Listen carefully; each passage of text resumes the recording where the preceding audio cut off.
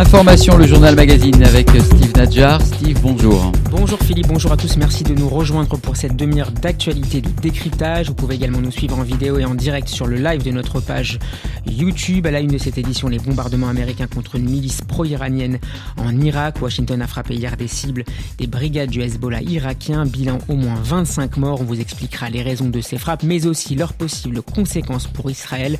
Juste après les titres, l'autre grande actualité de la journée concerne les États-Unis. 2 jours après cette attaque contre la maison d'un rabbin à Manzai, près de New York. L'Amérique est-elle malade de l'antisémitisme? C'est ce que nous demanderons à notre invité, Marc Knobel, spécialiste de l'antisémitisme et directeur des études au CRIF. On fera également le point sur les rumeurs de trêve entre Israël et le Hamas. Le parti terroriste palestinien a fait entendre un autre son de cloche ce matin. Et puis en France, quels sont les changements à attendre dans votre vie quotidienne en 2020? Plusieurs évolutions doivent entrer en vigueur dès le 1er janvier et il est encore temps de vous y préparer. Radio J.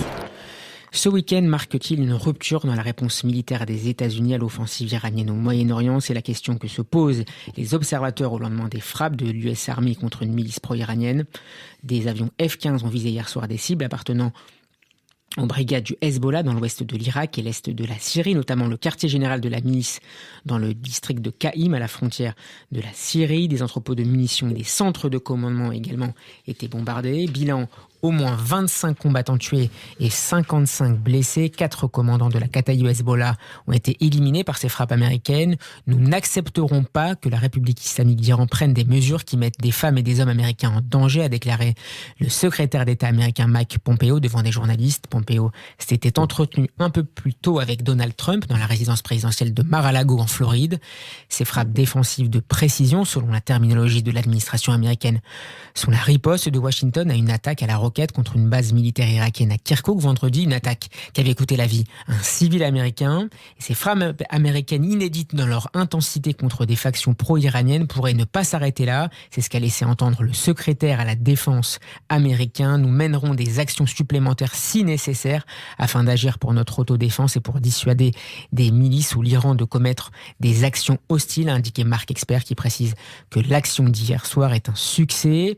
Des menaces auxquelles ont répondu ce matin Téhéran avec ses attaques. L'Amérique a montré son ferme soutien au terrorisme et son dédain pour l'indépendance et la souveraineté des pays. Et elle doit assumer les conséquences de son acte illégal. Déclaration du porte-parole du ministère des Affaires étrangères iranienne, Abbas Moussavi. D'un point de vue militaire, le calme n'est pas revenu hier soir après les prises de parole des responsables américains. 4 roquettes ont visé une base près de Bagdad où se trouvaient des soldats américains. Aucune victime n'a toutefois été recensée.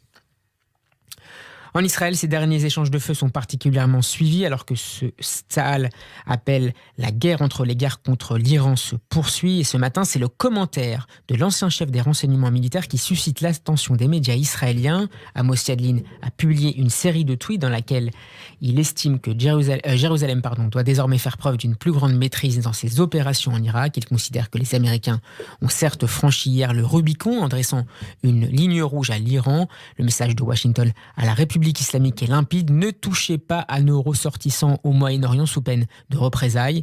Mais pour Amos Yadlin, aujourd'hui directeur exécutif de l'Institut israélien d'études sur la sécurité nationale, cette nouvelle détermination américaine pourrait désormais limiter la liberté d'action israélienne en Irak, où Tsahal agit notamment dans la zone d'Al-Boukamal à la frontière entre la Syrie et l'Irak.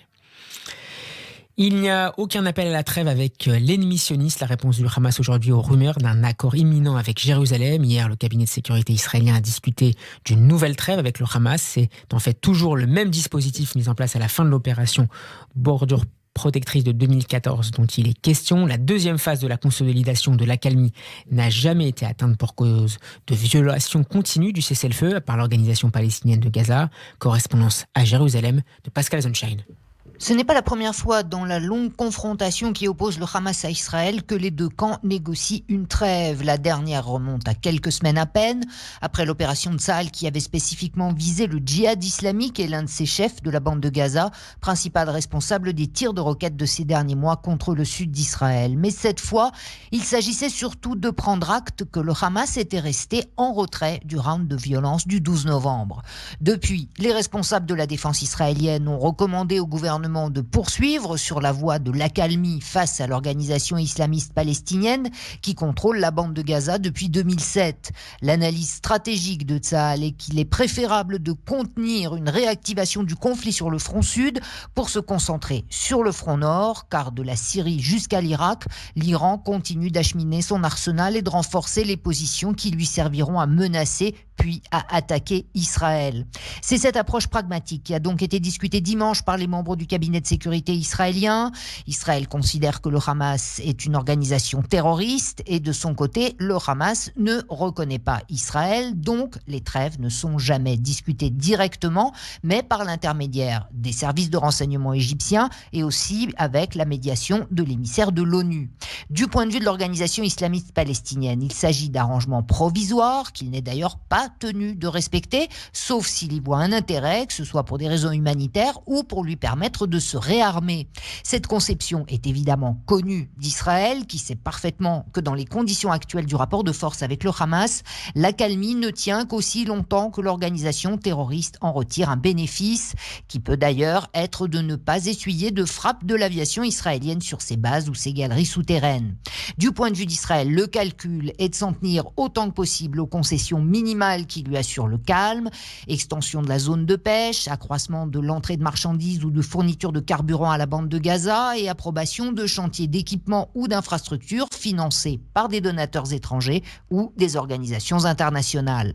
C'est en fait le maintien des conditions conclues lors du cessez-le-feu qui avait marqué la fin de l'opération Bordure protectrice en 2014. Le plan négocié par l'Égypte prévoyait pourtant, une fois la trêve consolidée, des concessions supplémentaires de la part d'Israël, telles que le rétablissement de visas de travail en Israël pour les Palestiniens de Gaza, mais les violations successives intervenues depuis bientôt 5 ans n'ont jamais permis de dépasser le premier stade du compromis. C'est pour cela qu'une décision stratégique d'opération militaire massive contre la bande de Gaza pour en déloger le Hamas et lever la menace des roquettes contre les communautés du sud du pays n'est qu'une question de temps, mais Israël préférerait autant que possible en repousser encore l'échéance. Skal Sunshine depuis Jérusalem. On marque une page de publicité, on se retrouve dans un instant pour évoquer l'autre événement du jour, la montée de l'antisémitisme aux États-Unis après l'attaque contre la résidence d'un rabbin près de New York. À tout de suite. Radio J, il est 14h09, la suite du journal Steve Nadjar. C'est une fin de Hanouka au goût amer que célèbrent les Juifs américains. L'attaque à l'arme blanche contre la résidence d'un rabbin samedi soir à Monsey, à 50 km de New York, continue de susciter interrogations et inquiétudes. Je vous rappelle que 5 personnes ont été blessées. Nous sommes en ligne avec Marc Nobel, directeur des études au CRIF et spécialiste de l'antisémitisme. Bonjour monsieur. Oui, bonjour. Et merci d'avoir accepté notre invitation. Est-on passé tout près d'une catastrophe d'une toute autre ampleur samedi soir à Monsey ? D'une catastrophe d'une toute autre ampleur, je ne sais pas combien de personnes se trouvaient dans la maison du rabbin. Ce que l'on sait, c'est que l'agresseur et l'assassin avaient une machette et qu'il a frappé à gauche et à droite de là où il était, en fait, quand il est rentré dans le lieu, et qu'il a blessé très fortement 5 personnes, dont 2 sont très grièvement blessés. Est-ce qu'il aurait eu le temps de commettre plus de dégâts? Si, en tout cas, il avait une arme à feu, probablement. Mais avec une machette, peut-être pas. Alors, le suspect Grafton Thomas a été inculpé hier de 5 chefs d'accusation, notamment tentative d'homicide et cambriolage. Il a plaidé non coupable. Que sait-on de cet homme de 37 ans dont on a appris qu'il avait d'abord tenté de pénétrer dans une synagogue qui se situe à proximité de la maison du rabbin Chaim Rothenberg? Eh bien, on ne sait pas grand-chose, justement. On connaît son âge. On sait qu'après avoir été arrêté, plus préalablement, il a fui. Ensuite, il a été arrêté. Donc, il a, par la suite, nié être l'auteur des faits qui lui sont imputés. Donc, pour l'instant, on sait très très peu de choses, ce qui complique un peu l'analyse qu'on pourrait faire de l'acte et de l'agression antisémite en tant que telle. Quelles sont ses motivations? Pour le moment, on ne sait pas. Et d'où vient-il? On ne sait pas non plus. Alors, le gouverneur de l'État de New York, André Cuomo, a qualifié hier l'attaque d'acte terroriste. Je pense que c'est du terrorisme intérieur, a indiqué le gouverneur. Quels sont les éléments qui lui permettent de poser ce constat-là? Eh bien, c'est une déclaration un peu surprenante, terrorisme intérieur. Pourquoi? À quoi fait-il allusion, en fait? Le terrorisme intérieur, ce peuvent être des islamistes qui sont implantés sur le territoire des États-Unis et qui fomenteraient ou qui seraient prêts à fomenter des attentats terroristes, ou de l'autre côté des suprémacistes blancs et ou autres. Donc je ne sais pas à quoi il fait allusion. Ce qui est par contre clair, c'est qu'il a qualifié l'attaque d'acte terroriste. Et en effet, il a raison, c'est un acte terroriste. Maintenant, pour les motivations, entre guillemets, motivation de l'assassin, de l'agresseur, je ne saurais vous dire. La presse américaine se fait l'écho ces dernières heures des témoignages de personnes qui allumaient la 7e bougie de Hanouka dans la maison du rabbin. Elle rappelle aussi le climat de haine qui se diffuse aux États-Unis. On pense notamment à la tuerie dans une épicerie cachère à Jersey City qui avait fait 4 morts en octobre. Marc Nobel, de quoi l'Amérique est-elle malade ? L'Amérique est d'abord malade de ces tueries de masse, sans même parler d'antisémitisme. Je ne sais pas si vous le savez, mais si vous le savez, il y a eu 41 tueries de masse en 2019. Alors, donc il y a un lien entre cette violence nationale et l'antisémitisme qui a frappé ce week-end. Bien sûr, mais on appelle aux États-Unis tuerie de masse une tuerie qui a fait au minimum 4 morts. Et sur les 41 tueries de masse qui ont été enregistrées en 2019, donc plus généralement que l'antisémitisme, 33 sont le fait d'armes et elles ont causé la mort de 211 personnes contre 224 en 2017. Donc on a déjà un problème très récurrent aux États-Unis avec un vrai phénomène de contagion. Quand il y a une tuerie, quelques temps après, il y a une même tuerie. Pour les attaques antisémites, il y a celle dont vous avez fait allusion et précédemment il y en avait 2 très importantes. Celle du mois d'octobre 2018, la fusillade dans la synagogue de Pittsburgh. Un homme rentre de 46 ans dans la synagogue, ouvre le feu, tue 11 personnes, en blesse 6, et cet homme affirmera par la suite qu'il faut, je le cite, tuer tous les juifs, parce que les juifs seraient la cause de tous les maux de la terre, selon lui. Et il y a eu une autre tuerie, au-delà de celle que vous avez nommée, au mois d'avril 2019, une attaque dans une toute petite synagogue au sud de la Californie, dans la ville de Poway. Et un homme a tiré sur l'assemblée en tuant une femme d'une 60aine d'années et en blessant d'autres personnes qui se trouvaient à l'office. Plus généralement que ces tueries, ce que nous avons, ce sont des indicateurs, donc des chiffres. Nous disposons de chiffres qui concernent les incidents à caractère antisémite, les plus récents pour l'année 2017 et l'année 2018. Alors en 2018, 1879 incidents ont été répertoriés aux États-Unis, mais beaucoup concernent ce qu'eux appellent des actes de vandalisme, et ce chiffre est beaucoup plus élevé que le chiffre des agressions antisémites en 2017, puisqu'il y en avait eu.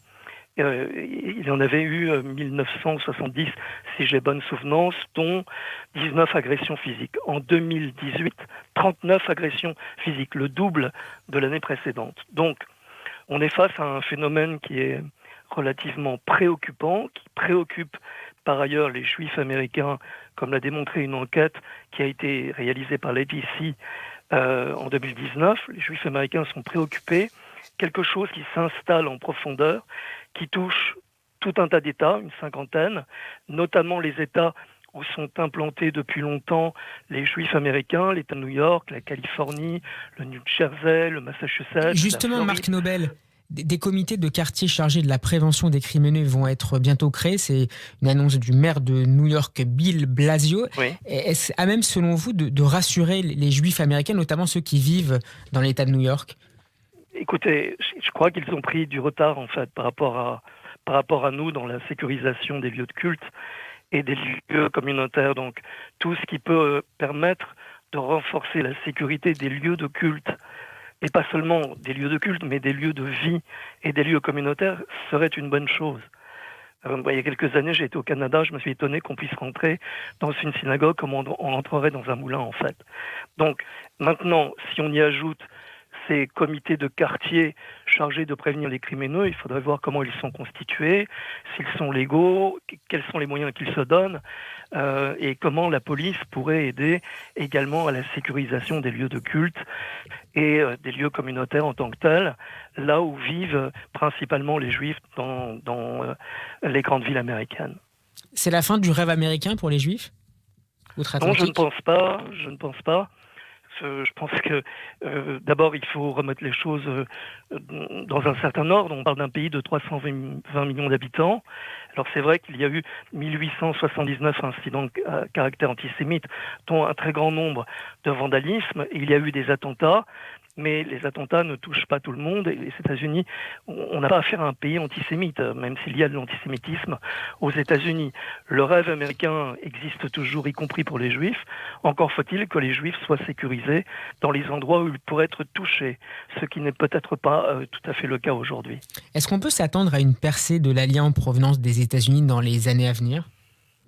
Difficile à dire. L'ALIA des Juifs américains est moindre que l'ALIA des Juifs français en tant que tel, ou d'autres par ailleurs, mais comme un certain nombre de Juifs sont inquiets, et dans tout au moins un certain nombre de villes, c'est peut-être le cas aujourd'hui dans le comté d'Oakland et dans la ville où l'attentat a eu lieu là il y a quelques jours, à Muncie donc, il est possible que des gens prennent peur et partent. Alors il y a, comme vous le savez, l'ALIA de l'intérieur, donc ils pourraient, s'ils en ont les moyens et l'envie, déménager pour aller ailleurs à l'intérieur du territoire américain, un peu comme en France, faire leur ALIA et partir en Israël. Cela, nous le verrons d'ici quelques temps, peut-être même quelques années, quand nous connaîtrons les chiffres de l'ALIA des Juifs américains, s'ils sont en progression ou s'ils sont stables par rapport aux années précédentes. Dernière question, Marc Knobel. Donald Trump a appelé hier à éradiquer le fléau de l'antisémitisme. Le président américain en fait-il assez, selon vous, pour lutter contre la haine anti-juive dans le pays ? Les présidents américains s'expriment à ce sujet. C'est une bonne chose de condamner l'antisémitisme. Et ce serait également une bonne chose que, en chaque État, les mesures adaptées soient prises dans les États par les gouverneurs en question, par les polices. Tout ne dépend pas du président en tant que tel. Tant en France, de la chancelière en Allemagne, que du président des États-Unis aux États-Unis. C'est un ensemble, c'est une coordination de bonne volonté et une dénonciation qui doit être faite à tous les échelons de la société, tant américaine que française ou allemande, que l'antisémitisme ou anglaise, que l'antisémitisme sévit. Merci Marc Knobel d'avoir été mon invité. Je rappelle que vous êtes directeur des études au CRIF et spécialiste de l'antisémitisme. Bon après-midi et à bientôt sur Radio J. Bon après-midi, au revoir. Alors que pensent les Israéliens de cette vague d'antisémitisme aux États-Unis, considéré il y a peu encore comme le pays de diaspora le plus sûr au monde? On écoute l'analyse du correspondant de France 2 et du journal du dimanche en Israël, Maxime Pérez. Il répondait ce matin aux questions de Serge Genberg. Les États-Unis abrite aujourd'hui la plus grande communauté juive de diaspora, et ce pays a toujours été présenté comme un havre de paix pour les communautés juives, y compris orthodoxes, qui sont nombreuses évidemment dans la région de New York, à Brooklyn, mais pas uniquement, et on l'a vu hier à travers cette attaque contre cette communauté en plein allumage des bougies. La communauté orthodoxe, elle aussi, avait ce sentiment de vivre paisiblement sa religion, avec, vous le savez, des coutumes qui sont librement assumées aux États-Unis. Le modèle est communautariste. Il n'y a pas de problème. En tout cas, c'est quelque chose d'assez nouveau aux États-Unis que ce phénomène d'antisémitisme. Et évidemment, côté israélien, on s'alarme parce que c'est quelque chose de nouveau, et il ne faudrait pas qu'on arrive à une situation où le gouvernement israélien, voire même l'agent juif, se pose la question de savoir si il n'est peut-être pas temps de développer également une politique d'immigration pour ces juifs américains qui n'ont jamais, à proprement parler, constitué une alliée, une immigration forte en Israël. C'est une communauté qui donne beaucoup d'argent. Il y a beaucoup de donateurs importants qui ont construit presque le pays, les universités, les hôpitaux israéliens. Mais c'est une communauté juive également qui a tellement toujours bien vécu là où elle se trouvait dans les différentes régions d'Amérique, qui n'a jamais réellement songé à cette problématique d'immigration, et peut-être qu'elle va se poser prochainement si ces actes se poursuivent aux États-Unis, et notamment à New York, où la communauté orthodoxe est depuis plusieurs semaines la cible de multiples attaques. Courte pause et on se retrouve dans une poignée de secondes pour la suite de l'actualité. Entreprises, commerçants, restaurateurs, associations, pour communiquer en direction de la communauté juive, un numéro 01 53 75 25 55. Radio J et Judaïque FM vous proposent des horaires vraiment incontournables pour accroître votre notoriété et gagner des parts de marché. Appelez DPRJ, service publicitaire exclusif de Radio J et Judaïque FM. DPRJ 01 53 75 25 55 01 53 75 25 55. Radio J. 14h22, Radio J, la suite du journal Steve Nadjar. Benjamin Netanyahou annoncera dans les 48 heures s'il demandera l'immunité parlementaire face à la triple inculpation auquel il doit répondre. C'est ce que le Premier ministre sortant a indiqué hier soir lors d'une cérémonie d'allumage de la 8e bougie de Hanouka à l'hôtel Dan Panorama de Tel Aviv. La seule immunité que je cherche aujourd'hui, c'est l'immunité face à la propagande oiseuse, a affirmé Benjamin Netanyahou, qui a notamment ciblé Caron Lavan, qui selon lui raconte des bêtises en permanence sur l'immunité et encore et toujours plus d'immunité. Fin de citation. C'est l'un des thèmes de la revue de presse qu'a préparé pour nous Olivier Granini, qui a un partenariat avec Studio Kalissa. Des 4 grands quotidiens israéliens de ce matin font leur une avec pratiquement le même titre ce matin. Petite déclaration est faite hier par Benjamin Netanyahou, qui en dit beaucoup sur ses intentions des prochaines 48 heures. L'immunité est la pierre angulaire de la démocratie. C'est le titre ce matin du Israël Hayom, du Maariv et du Haaretz. Le Premier ministre qui a allumé hier la 8e bougie de Hanouka avec des militants du Likoud a déclaré qu'il rendra publique sa décision d'ici 48 heures. La démocratie, c'est le peuple. Seul le peuple décidera qui le gouvernera. C'est ça la démocratie, a répété Benjamin Netanyahou hier au QG du Likoud. Le Israël Hayom fait ce matin donc une question-réponse sur le sujet de l'immunité parlementaire. Ainsi, on apprend que Benjamin Netanyahou doit déposer sa demande au président de la Knesset d'ici mercredi minuit. C'est en effet le délai prévu par la loi. C'est une commission de la Knesset qui débattra de la demande du Premier ministre. La demande sera ensuite présentée aux 120 députés de la Knesset, ajoute ce matin donc le Israël Hayom. Le Maariv ajoute que Benjamin Netanyahou a été accueilli avec beaucoup d'applaudissements hier par les membres du Likoud réunis pour l'allumage de la 8e bougie. Ce n'a pas été le cas de tout le monde, nous dit le Maariv. Gideon Sa'ar, qui s'était opposé à Benjamin Netanyahou et a tenté sa chance à la tête du Likoud, a été hué à son entrée au QG du Likoud. C'est ce que précise donc ce matin le journal Maariv.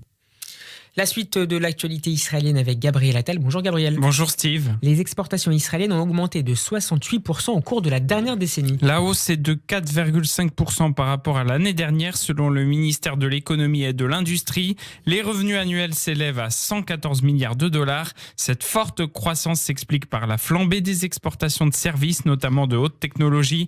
Les exportations de services sont passées de 21 milliards et demi de dollars en 2009 à près de 56 milliards cette année. Elles ont augmenté d'environ 11,7% rien qu'en 2019. Les exportations ont complètement changé ces 10 dernières années. Celles vers la Chine ont connu un bond de 402%, alors que celles vers le Japon et Taïwan ont respectivement augmenté de 73% et de 38%. Faut-il en rire ou en pleurer ? Plusieurs hauts responsables palestiniens ont affirmé cette semaine que Jésus était un des leurs, mais l'un d'entre eux, membre du comité central du Fatah, est allé plus loin encore en déclarant que Jésus était le premier martyr islamique. D'autres responsables palestiniens ont parlé de l'appartenance de Jésus à la Palestine. Un membre du Conseil révolutionnaire du Fatah a écrit dans le quotidien officiel de l'autorité palestinienne: si quelqu'un pouvait gagner le prix Nobel de la paix chaque année pour toujours, c'est Jésus, le fils palestinien de Marie, né à Bethléem. Et Noël est déjà passé, mais comme d'autres de ses coreligionnaires, le chef de l'autorité palestinienne, Mahmoud Abbas, a affirmé et a souligné que Noël était une fête palestinienne et était célébrée. Noël est une fête nationale religieuse et pas seulement religieuse. Pour nous tous Palestiniens, cette fête est la nôtre. Par conséquent, nous la célébrons tous. Justice, un tribunal chypriote a reconnu aujourd'hui une Britannique coupable d'avoir porté de fausses accusations contre des Israéliens dans une affaire de viol présumé, Gabriel. Elle avait accusé 12 Israéliens de viol collectif en juillet dernier et avait été libérée sous caution en août. La jeune femme de 19 ans avait plaidé non coupable lors d'une audience. Les procureurs ont prétendu que la Britannique était un témoin peu fiable et qu'elle avait menti au sujet du viol, le faisant par vengeance pour avoir été filmée par les Israéliens lors d'un rapport sexuel. Elle risque jusqu'à 1 an de prison ferme et 1 000 € d'amende. Le verdict devrait être rendu le 7 janvier. Vous l'avez peut-être découvert ce week-end sur les réseaux sociaux, un appel au rassemblement en hommage à Sarah Halimi a été lancé hier. L'événement aura lieu dimanche prochain à Paris. Un premier départ pour les véhicules partira de la place de la Concorde à 13h30. Pour les piétons, le rendez-vous est fixé une demi-heure plus tard, place de la République. La marche démarrera à 16h30 pour rejoindre la rue de Vaucouleurs dans le 11e arrondissement, le dernier lieu de domicile de Sarah Halimi.